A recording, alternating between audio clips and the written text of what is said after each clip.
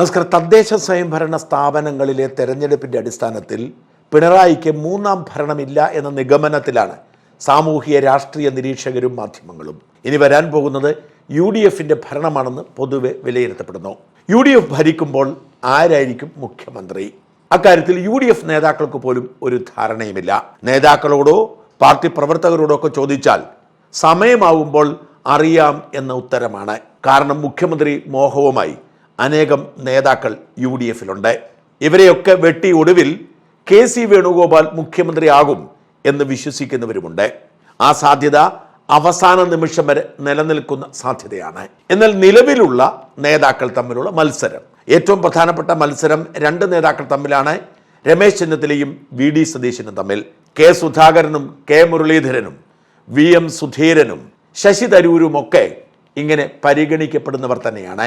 കോൺഗ്രസ് പ്രവർത്തകർക്കിടയിൽ കൂടുതൽ പിന്തുണ VD സതീശനാണ് എന്നതാണ് വാസ്തവം. പ്രതിപക്ഷ നേതാവ് എന്ന നിലയിൽ ഉരുളക്കുപ്പേരി പോലെ വിഷയങ്ങൾ കൈകാര്യം ചെയ്ത് പിണറായിയെ ഉത്തരം മുട്ടിച്ചിരുന്നു എന്നത് തന്നെയാണ് സതീശനെ ജനപ്രിയനാക്കിയ പ്രധാന കാരണം. വിഷയങ്ങൾ കൃത്യമായി പഠിക്കുക, പഠിച്ച് വിലയിരുത്തുക, എടുക്കുന്ന നിലപാടിൽ ഉറച്ചു നിൽക്കുക, ഇതൊക്കെ സതീശന് അനുകൂല ഘടകമാണ്. ഷാഫി പറമ്പിൽ നേതൃത്വം കൊടുക്കുന്ന ചെറുപ്പക്കാർ സതീശനെയാണ് പിന്തുണച്ചത്. എന്നാൽ രാഹുൽ മാങ്കൂട്ടത്തിൽ വിഷയത്തിൽ സതീശനെടുത്ത കർശന നിലപാട് യുവാക്കൾക്കിടയിൽ അസ്വാരസ്യമുണ്ടാക്കി.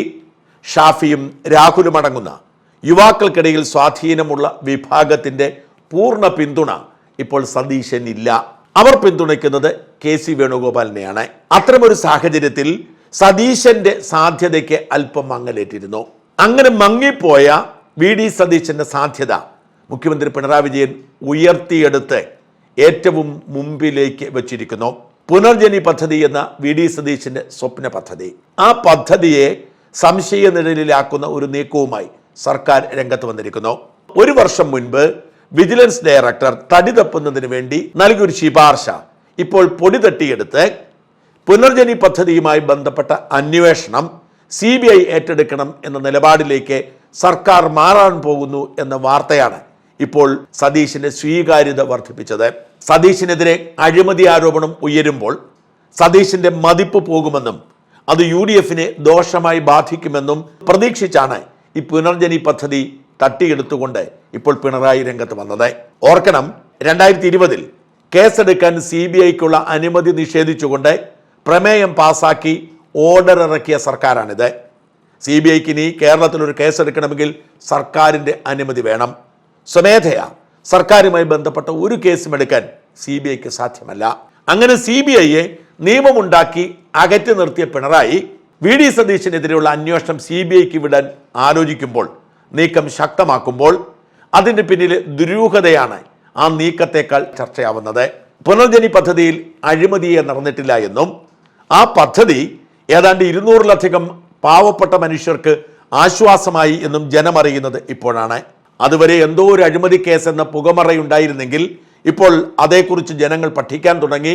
ഒരഴിമതിയും നടന്നിട്ടില്ല എന്ന് വിജിലൻസ് അന്വേഷണ റിപ്പോർട്ട് പോലും പുറത്തു വരുന്നു. വാസ്തവത്തിൽ പുനർജനി പദ്ധതി KPCC നേരിട്ടോ അല്ലെങ്കിൽ VD സതീശൻ നേരിട്ടോ നടത്തിയ ഒരു പദ്ധതിയല്ല.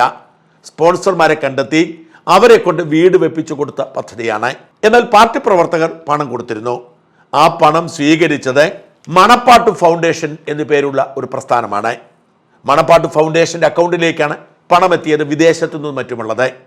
അവർക്ക് വിദേശത്തു നിന്നും പണം സ്വീകരിക്കാനുള്ള അവകാശമുണ്ട്, അതിനുള്ള അനുമതിയുണ്ട്. ആ പണം പുനർജനി പദ്ധതിയുമായി ബന്ധപ്പെട്ട വീട് നിർമ്മാണത്തിന് കൊടുക്കുകയും ചെയ്തു. ഈ മണപ്പാട്ട് ഫൗണ്ടേഷനിൽ VD സതീശനില്ല. VD സതീശന്റെ അക്കൗണ്ടിലേക്ക് പണവും വന്നിട്ടില്ല. അതുകൊണ്ട് തന്നെ ഒരു കാരണവശാലും VD സതീശനെ കുരുക്കാൻ കഴിയുകയില്ല. മാത്രമല്ല, ഈ പദ്ധതിക്ക് വേണ്ടി കിട്ടിയ 1 രൂപ പോലും പാഴാവാതെ പാവപ്പെട്ടവർക്ക് വീട് വെച്ചു കൊടുത്തു എന്ന് തെളിവുമുണ്ട്. ഇതൊക്കെ പറയുന്നത് VD സതീശനല്ല, പിണറായിയുടെ വിജിലൻസിന്റെ അന്വേഷണ വിഭാഗമാണ്. ഇക്കഴിഞ്ഞ സെപ്റ്റംബർ മാസം 19-ാം തീയതി വിജിലൻസ് ഡയറക്ടറേറ്റിൽ നിന്നും ആഭ്യന്തര വകുപ്പിന്റെ അഡീഷണൽ ചീഫ് സെക്രട്ടറിക്ക് അയച്ച കത്തിൽ ശ്രീ VD സതീശൻ MLAക്കെതിരെ ആരോപണങ്ങൾ സ്പഷ്ടീകരിക്കുന്ന റിപ്പോർട്ട് സമർപ്പിക്കാൻ സംബന്ധിച്ചെന്ന കുറിപ്പിൽ ഇങ്ങനെ എഴുതിയിരിക്കുന്നു. കഴിഞ്ഞ സെപ്റ്റംബറാണ്, മാസങ്ങളായിട്ടുള്ളൂ. സൂചനയിലേക്ക് ശ്രദ്ധ ക്ഷണിക്കുന്നു. മേൽ വിഷയം സംബന്ധിച്ച് നടത്തിയ പ്രാഥമിക അന്വേഷണത്തിൽ വെളിവായ വസ്തുക്കളുടെയും പരിശോധിച്ച രേഖകളുടെ അടിസ്ഥാനത്തിൽ ശ്രീ VD സതീശൻ MLAക്കെതിരെ ബഹുമാനപ്പെട്ട സ്പീക്കർ ആവശ്യപ്പെട്ട കാര്യങ്ങളിലേക്ക് വിശദീകരണം ചുവടെ ചേർക്കുന്നു. ഒന്ന്, പുനർജനി പദ്ധതിയുമായി ബന്ധപ്പെട്ട് ശ്രീ വി ഡി സതീശൻ MLA അക്കൗണ്ടിലേക്ക് പണം വന്നതായി കണ്ടെത്താനായിട്ടില്ല. രണ്ട്, വിദേശ സന്ദർശനത്തിന് ശേഷം ശ്രീ വി ഡി സതീശൻ വസ്തു വാങ്ങിയതായ പരാതിയിൽ ആരോപിച്ചിട്ടില്ലാത്തതിനാൽ വിഷയത്തിൽ അന്വേഷണം നടത്തിയിട്ടില്ല. മൂന്ന്, പുനർജനി ഫണ്ട് കൈകാര്യം ചെയ്തിട്ടുള്ളത് മണപ്പാട് ഫൗണ്ടേഷൻ എന്ന സന്നദ്ധ സംഘടന മുഖേനയാണ്. ശ്രീ വി ഡി സതീശൻ ഫണ്ട് കൈകാര്യം ചെയ്തതായി അറിവായിട്ടില്ല. 4, അഴിമതി നിരോധന നിയമം സെക്ഷൻ 7(a) എന്നീ വകുപ്പുകൾ പ്രകാരമുള്ള കുറ്റങ്ങൾ വി ഡി സതീശൻ ചെയ്തതായി കണ്ടെത്തിയിട്ടില്ല.